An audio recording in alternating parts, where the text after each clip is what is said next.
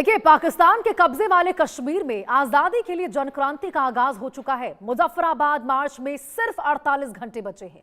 PoK से general Munir को deadline मिल चुकी है। जैसे जैसे वक्त का पहिया घूम रहा है, इस्लामाबाद की धड़कनें तेज हो रही हैं। पीओके 15 जुलाई को पाकिस्तान से आर पार के मूड में है। अवैध कब्जे वाले कश्मीर से पाकिस्तान का बोरियां बिस्तर बंधने वाला है। कमर तोड़ महंगाई, बिजली संकट, भारी भरकम टैक्स और प्रशासनिक अनदेखी के मुद्दे पर शुरू हुआ आंदोलन उस मोड़ पर पहुंच गया है जहां से कोई यू टर्न नहीं बल्कि आजादी का रास्ता है। अब पीओके की पब्लिक पाकिस्तान का दखल बर्दाश्त के मूड में बिल्कुल नहीं है। जेएसीसी यानी ज्वाइंट अवामी एक्शन कमेटी ने फाइनल फरमान सुना दिया है। अगर हमारी मांगे नहीं मानी तो 15 जुलाई को पाकिस्तान की संसद से पीओके के नेता आजादी का ऐलान कर देंगे। पीओके से निकली क्रांति की ये चिंगारी इतनी विस्फोटक है कि इस्लामाबाद को जलाकर राख कर सकती है। शहबाज शरीफ टेंशन में है, मुनीर का ब्लड प्रेशर ऊपर हो चुका है, नीचे हो रहा है। पीओके में लगी आग की तपिश से देखिए पूरी हुकूमत सहमी हुई नजर आ रही। वहीं पीओके के रावलकोट में विरोध प्रदर्शनों की अगुवाई कर रहे जावेद इकबाल ने कहा है कि पाकिस्तानी सेना के आजादी वाले 78 साल पुरानी कहानी को अब वो किसी कीमत पर नहीं मानेंगे।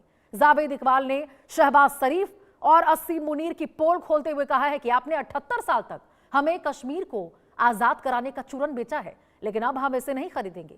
तो क्या पीओके पाकिस्तान के हाथ से निकल गया है? इसी मुद्दे पर हम चर्चा करेंगे, लेकिन पहले सुनिए जेएसी अध्यक्ष जावेद इकबाल का यह बयान। 78 साल जैसा कि यह चूरन बेचा गया कि हम श्रीनगर को आजाद करवाएंगे। पुत्र है चूरन पुराना हो गया। रावलाकोट तू जरा पिंडी टाइम ने डब्बा जाना ना उसने चूरन बेचो हूं चूरन तो सारा कश्मीरी को ऐसा कोई चूरन ना ले लगे। असा की तुसा है असा कश्मीर आजाद के रासा 78 साल श्रीनगर दी ट्रक्कां दी भत्ती मगर लाई रखिया। 78 साल आज पहली बारी जिले असा है कि कुछ अरसे वास्ते श्रीनगर की छोड़ दो, आजाद कश्मीर की तरफ भी तवज्जो दो।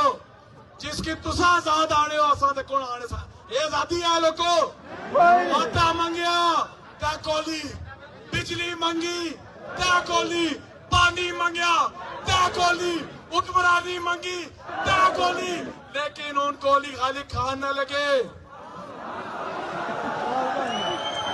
उन आदि कोली एगो पुत्र सिर दर्द गोली नहीं है जी बार बार सही खा गोली नहीं अख भी कोनी होनी उसरी तकना आगे फायका बैठे या कमरा बैठे है। और इसी विषय पर देखिए खास बातचीत के लिए हमारे साथ retired defence expert major general doctor Rajan Kochar ji जुड़ चुके हैं। राजन कोचर जी, बहुत बहुत स्वागत है इंडिया न्यूज पर खास बातचीत में जुड़ने के लिए।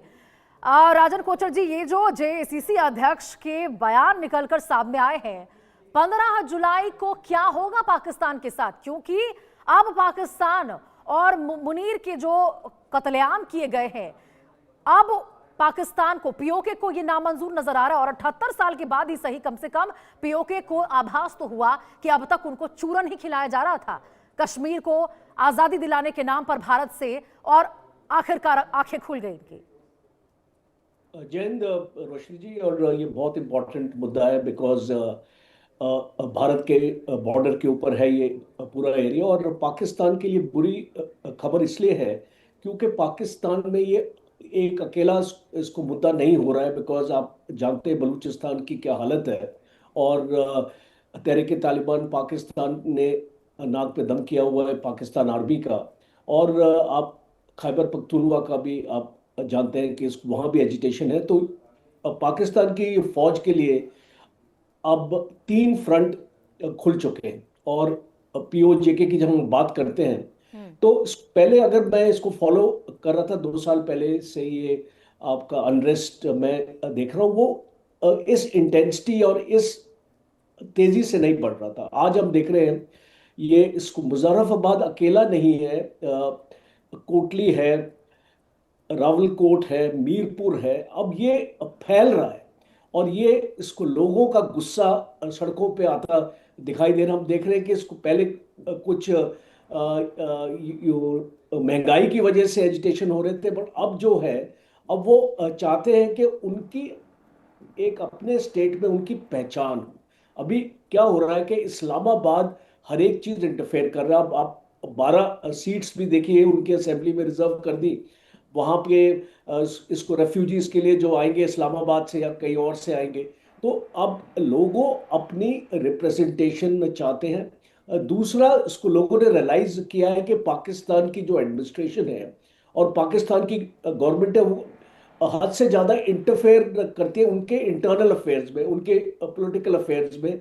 और जो ये आपका पावर, इलेक्ट्रिसिटी वगैरह जो यहाँ से जनरेट होता है वो पंजाब और सिंध में जाता है, वहां से इनको वापस मिलता है दुगले दाम में।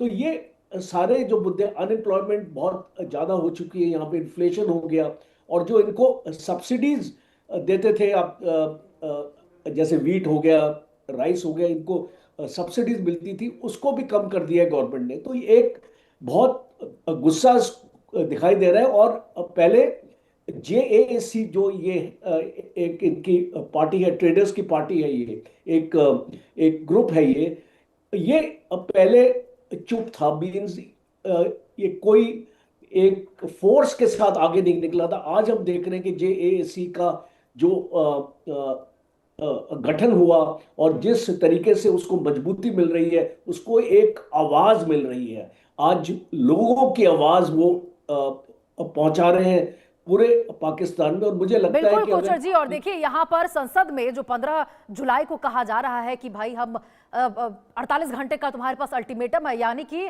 महज 48 घंटे का वक्त बच चुका है मुनीर के पास। नहीं मानेंगे तो संसद से यहाँ पर जब आवाज निकलेगी तो बाकी दूर तक जाएगी।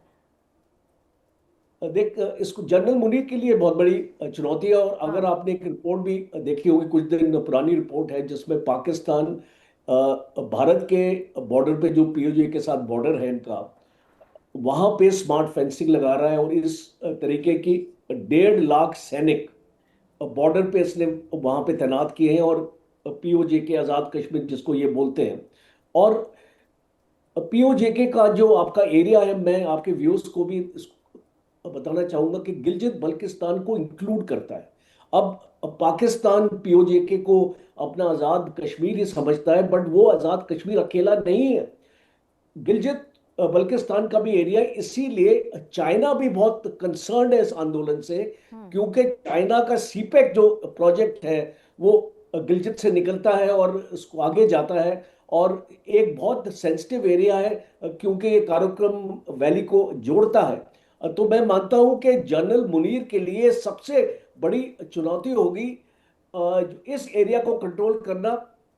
3 इसकी वजह हैं। इसकी पहली वजह है कि ये भारत के इसको बॉर्डर से मिलता है। दूसरी इसको वजह है कि जब ये आंदोलन और इसको बढ़ेगा और पाकिस्तान की फौज सख्ती करेगी, तो रेफ्यूजीज भागेंगे इस भारत की तरफ, और उनको रोकने के लिए लोगों ने फेंसिंग लगा रखी है। तीसरा, जिस तरीके से लोगों ने इसको यहाँ पे इसको लोगों को उठाते हैं, उनके अगेंस्ट कोई चार्जशीट नहीं होती है और वापस नहीं आते लोग। अनफोर्स्ड डिसअपीयरेंसेस की जब हम बात करते थे बलूचिस्तान में, सेम चीज हमको यहाँ पे देखने को मिल रही है। तो इसको मुझे लगता है कि ये बहुत एक सीरियस टर्न। बिल्कुल कोचर जी, क्योंकि देखिए ये जो आप कह रहे हैं कि चार्जशीट नहीं होती है, उठा लेते हैं और फिर वापस नहीं करते लोगों को, ये तो पाकिस्तान बहुत पीछे छोड़ चुका है। वो थोड़ी ना कोई नियम और कानून के तहत चलता है कि वो सारी चीजों को यहाँ पर फॉलो करता हुआ नजर आएगा। अब देखिए पाकिस्तान कैसे घिरा है। बलूचिस्तान की बात कर ले, बीएलए पर जो हमले हो रहे हैं वो हो जाए, टीटीपी की ओर से हो जाए, अब तो लग रहा है कि एलओसी से ज्यादा खतरा उसको पीओके में हो गया है पाकिस्तान को। ये कहना बिल्कुल गलत नहीं होगा। आप इसको बिल्कुल आपने सही बात करी। देखिए, एक जो इंसर्जेंसी लाइक मूवमेंट में देख, एक इंसर्जेंसी के 4 फेजेस होते हैं। अब बलूचिस्तान में अगर आप देखें तो फेज 3 में उनकी इंसर्जेंसी पहुंच गई। इसका मतलब कि वहां पे जो आपके ग्रुप्स बन गए, जैसे कि बीएलए है, उनके पास हथियार हैं और वो डायरेक्टली सिक्योरिटी फोर्सेस को चैलेंज करते हैं। अब जो जेके से अगर मैं कंपैरिजन करूं इसका, तो पीओजेके की इंसर्जेंसी स्टेज 1 तक पहुंच गई कि लोग आपके सड़क पे आ गए। अब इसकी नेक्स्ट स्टेज होगी लोगों को हथियार और इस टाइप की जो सुविधा मिले, तो वो इसको मुकाबला करेंगे सिक्योरिटी फोर्सेस के साथ। और स्टेज 3 में आपके ग्रुप्स बन जाएंगे यहाँ पे, जैसे बीएलए का एक ग्रुप है इसको यहाँ पे पीओजेके में भी एक ऐसा ग्रुप अपना बनेगा जो डायरेक्टली इस कन्फ्रंट करेगा सिक्योरिटी फोर्सेस को। तो मुझे लगता है ये पाकिस्तान के लिए बहुत एक डेंजरस कॉकटेल, मैं बोलता हूं इसको कॉकटेल, इसको बन चुका है, क्योंकि बलूचिस्तान इस कॉकटेल में है, खैबर पख्तूनख्वा है, और अभी आपका पीओजेके है। बिल्कुल और बिल्कुल कोचर जी, क्योंकि पीओके भी एक तरह से आप देखिए दूसरा बलूचिस्तान बनने की ओर साफ तौर पर अग्रसर हो चुका है।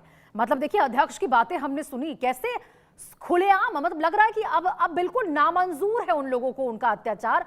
खुलेआम कह रहे हैं कि भाई तुमसे पानी मांगते हैं तो तुम गोलियां बरसाते हो, रोजगार मांगते हैं तो गोलियां बरसाते हो, आटा मांगते हैं खाने को लेकर 2 वक्त की रोटी तब तुम गोलियां बरसाते हो। और यही वजह है कि अब देखिए लग रहा है कि 15 जुलाई को पाकिस्तान का तो बोरिया बिस्तर कश्मीर से वहां से उठने वाला है।